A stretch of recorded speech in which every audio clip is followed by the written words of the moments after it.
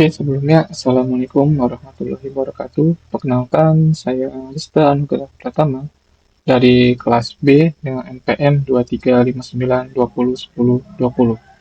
Nah, pada video ini, saya akan menjelaskan tugas dari mata kuliah Machine Learning, yaitu penerapan fitur engineering dan normalisasi data dengan dataset yaitu keuangan.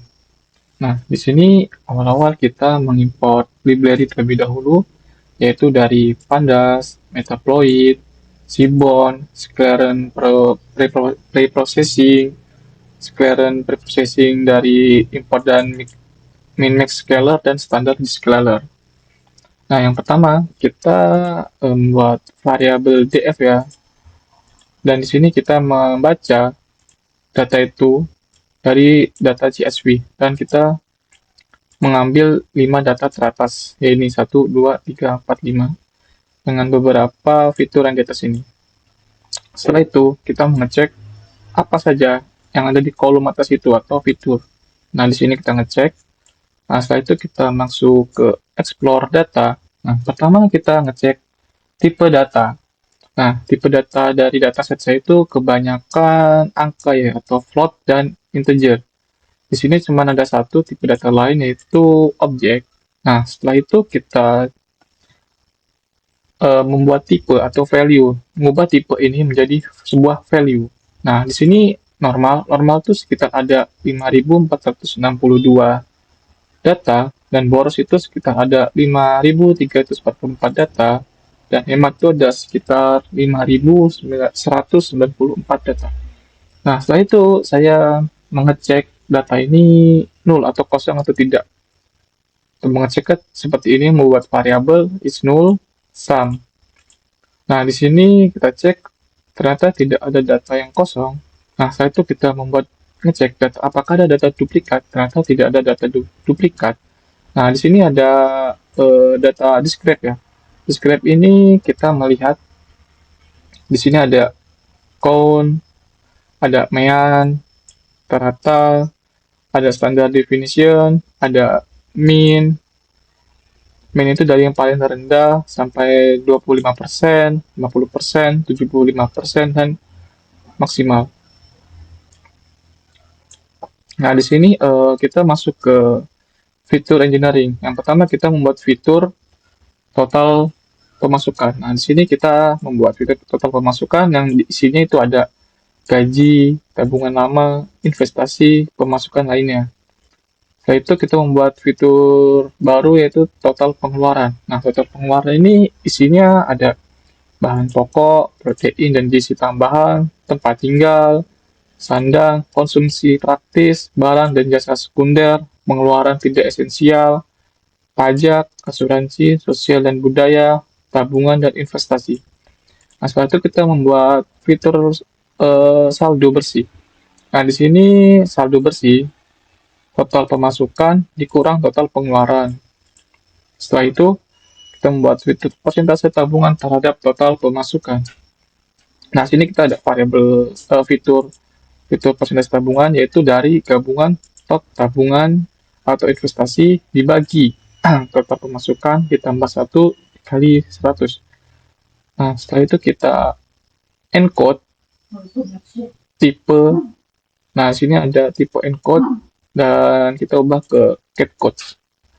Setelah kita mengencoding, kita kategorikan tipe. Nah, tipe di sini udah terjadi ya. Kita mapping tipe encoding yang tadi yang bersifat objek.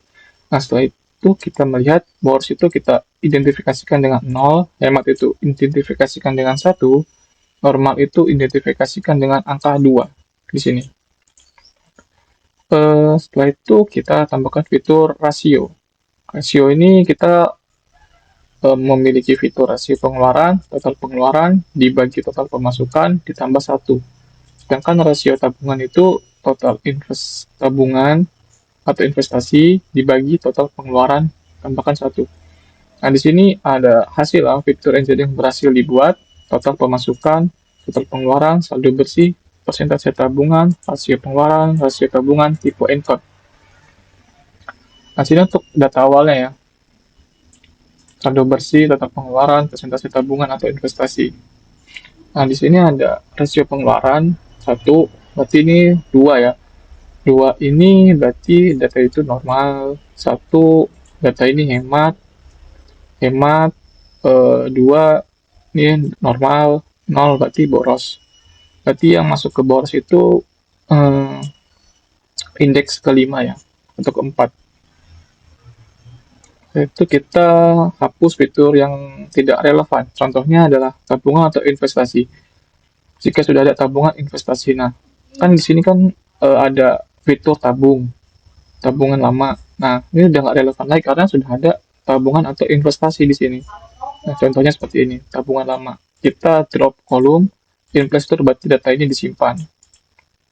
Setelah itu kita membuat visualisasinya dengan Matplotlib dan Seaborn. Nah, di sini datanya ini sebelum dirapikan ya, sebelum gaji plus pemasukan. Nah, ini datanya cukup berantakan, tidak lurus. Nah, di sini ada kan seperti ini. Nah, sini saya jelaskan pola yang terlihat titik-titik membentuk pola miring ke atas, artinya semakin tinggi gaji, biasanya semakin tinggi juga pemasukan lainnya. Tuh,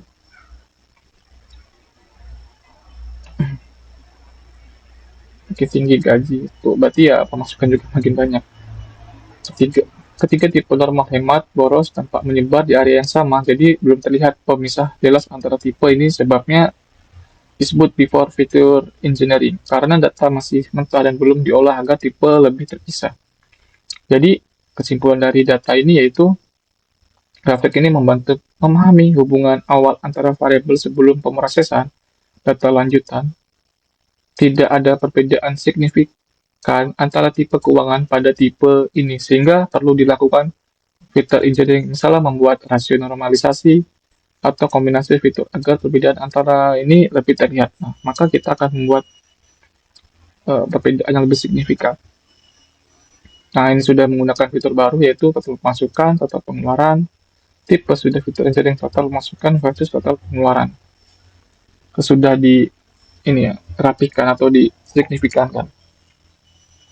Nah, ini pola yang terlihat garis lurus sempurna dari kiri ke bawah ke kanan atas, artinya total pengeluaran sangat berbanding lurus dengan total pemasukan.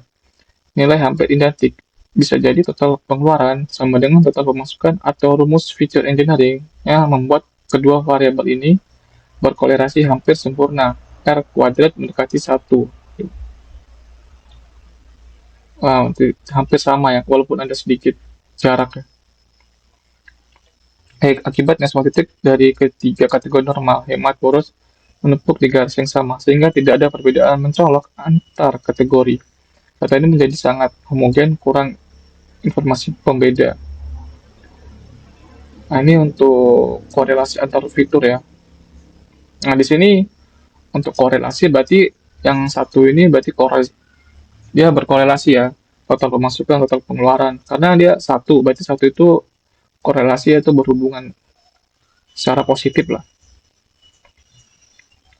Nah, di sini saya memasuki ke normalisasi.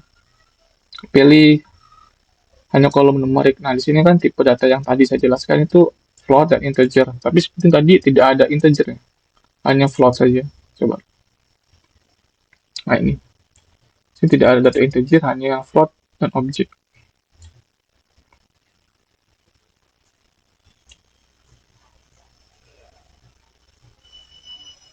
Nah, setelah itu tambah saja dengan min max scaling.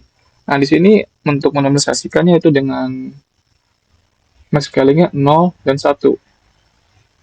Contoh hasil max scalingnya. Nih. Gaji investasi pemasukan lainnya tuh ada 0, 0, 0, 0 sampai dengan 1. Nih, tip and code-nya. Setelah normalisasi dengan zero standar scalar. Nah, contoh hasilnya gaji investasi dengan standardization. Ada 21 kolom dan 5 row. Nah, ini visualisasi distribusi sebelum dan sesudah normalisasi. Nah, sesudah normalisasi Nah, setelah itu kita normalisasi dengan min max scaling 0 sampai dengan 1. Nah, ini contoh hasil main scalingnya. Di sini sekitar ada 5 row dan 21 kolom ya.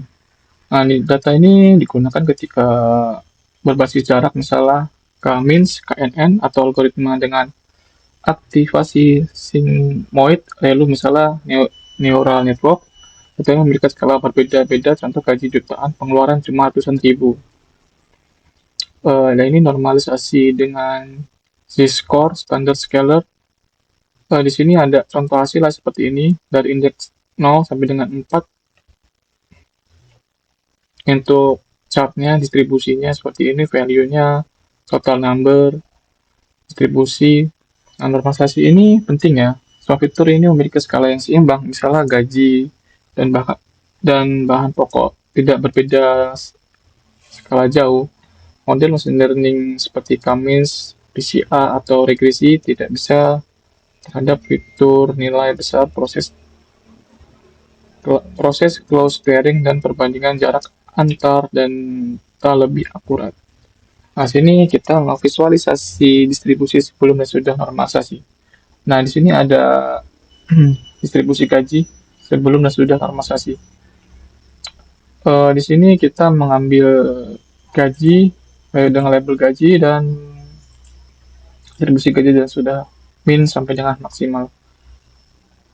Ini untuk yang sebelumnya dan ini untuk yang sesudahnya.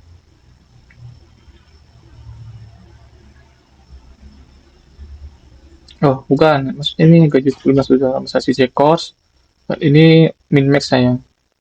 Ini destinasinya sampai dengan 1,2 lebih dan menggunakan Z-course itu sampai dengan 0,30 ya. Dan ini kita bandingkan empat fitur ini sekaligus, yaitu gaji, total pemasukan, total pengeluaran, rasio pengeluaran. Ini untuk chartnya yang distribusi gaji. Oke, setelah itu kita bandingkan fitur sekaligus untuk 4 fitur ini ya. Itu ada fitur yang dipilih itu gaji, total pemasukan, total pengeluaran, rasio pengeluaran. Di sini ada distribusi gaji, distribusi total pemasukan, distribusi total pengeluaran, distribusi rasio pengeluaran. Nah, kita mulai dari chart yang pertama yaitu distribusi gaji atas kiri ya. Garis biru sebelumnya dan garis orange sudah hampir menumpuk di area yang sangat sempit di dekat nol, artinya data gaji sangat terpusat pada nilai kecil, kemungkinan karena skala besar atau ada outlier setelah feature engineering. Distribusi masih sama, jadi transformasi yang dilakukan belum banyak mengubah bentuk distribusi gaji. Kesimpulannya yaitu fitur engineering belum berdampak signifikan terhadap persebaran gaji. Dua, distribusi total pemasukan, atau kesimpulannya perubahan kecil mungkin perlu transformasi tambahan, misalnya log transport agar distribusi lebih seimbang. Kesimpulannya belum ada perbedaan signifikan setelah fitur engineering pada total pengeluaran. Yang keempat yaitu kesimpulannya rasio pengeluaran adalah fitur yang paling berubah signifikan setelah fitur engineering. Sekarang datanya lebih terdistribusi normal dan bervariasi. Oke, kita lanjut ke kesimpulannya.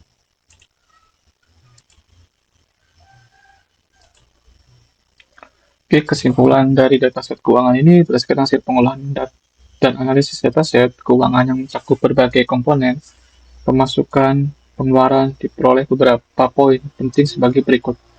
Struktur keuangan terbentuk jelas. Dataset ini berhasil menggambarkan hubungan antara sumber penghasilan, gaji, tabungan, lama investasi, pemasukan lainnya, dan berbagai jenis pengeluaran, bahan pokok, tempat tinggal, sandang, konsumsi praktis, asuransi, dan lainnya. Hal ini memungkinkan analisis keseimbangan keuangan pribadi secara menyeluruh. Feature engineering memberikan wawasan tambahan dengan menambahkan fitur baru seperti total pemasukan, total pengeluaran, saldo bersih, atau rasio tadi ya. Persentase tabungan dataset menjadi lebih informatif dan mampu menggambarkan kondisi finansial dan lebih akurat. Misalnya saldo bersih menunjukkan kemampuan seseorang untuk menyisihkan uang setelah seluruh kebutuhan terpenuhi. Normalisasi meningkatkan konsistensi data seluruh dilakukan normalisasi menggunakan max scaling. Seluruh fitur ini berada dalam skala 0 sampai 1. Hal ini menghilangkan perbedaan antara fitur sehingga data menjadi seimbang dan siap digunakan untuk model machine learning. Korelasi antar fitur menunjukkan pola keuangan yang logis. Dari hasil visualisasi korelasi heatmap, terlihat bahwa gaji memiliki korelasi positif kuat terhadap total pemasukan. Saldo bersih berkolerasi negatif dengan pengeluaran tinggi menunjukkan bahwa semakin besar pengeluaran, semakin kecil saldo yang tersisa.